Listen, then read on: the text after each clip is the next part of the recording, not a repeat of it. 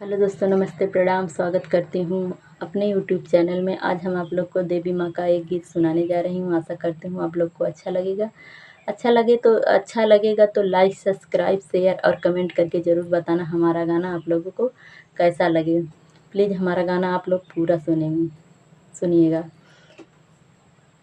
बनल रहे नैहरवा ये मैया, बनल रहे ससुरवा।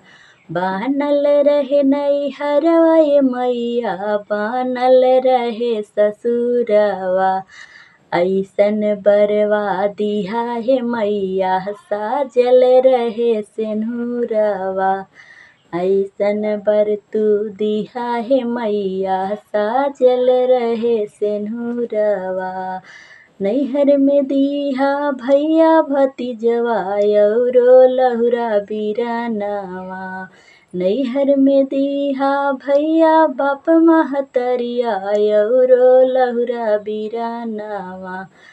ऐसन बर तू दिहा हे मैया, साजल रहे सिंदूरवा। ऐसन बर तू दिहा हे मैया, साजल रहे सिंदूरवा।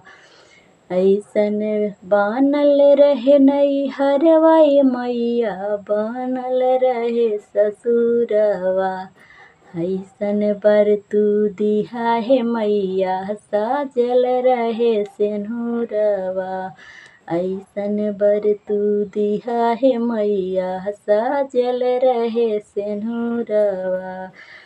ससुर में दिहा ससु कौशल्या, दशरथ जैसन ससुरवा। ससुर में दिहा ससु कौशल्या, दशरथ जैसन ससुरवा। ऐसन बर तू दिहा हे मैया, साजल रहे सिंदूरवा। ऐसन बर तू दिहा हे मैया, साजल रहे सिंदूरवा। ससुरे में दिहा बनल रहे नैहरवा हे मैया, बनल रहे ससुरवा। बनल रहे नैहरवा हे मैया, बनल रहे ससुरवा। ऐसन बर तू दिहा हे मैया, साजल रहे सिंदूरवा। ऐसन बर तू दिहा हे मैया, साजल रहे सिंदूरवा। ससुर में दिहा पति परमेश्वर, लव कुश जैसन ललनवा। ससुर में दिहा पति परमेश्वर, लव कुश जैसन ललनवा। ऐसन बर तू दिहा हे मैया, भरल रहे अचरवा।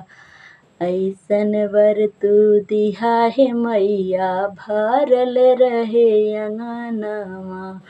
बनल रहे नैहरवा ये मैया, बनल रहे ससुरवा। ऐसन बर तू दिहा हे मैया, साजल रहे सिंदूरवा।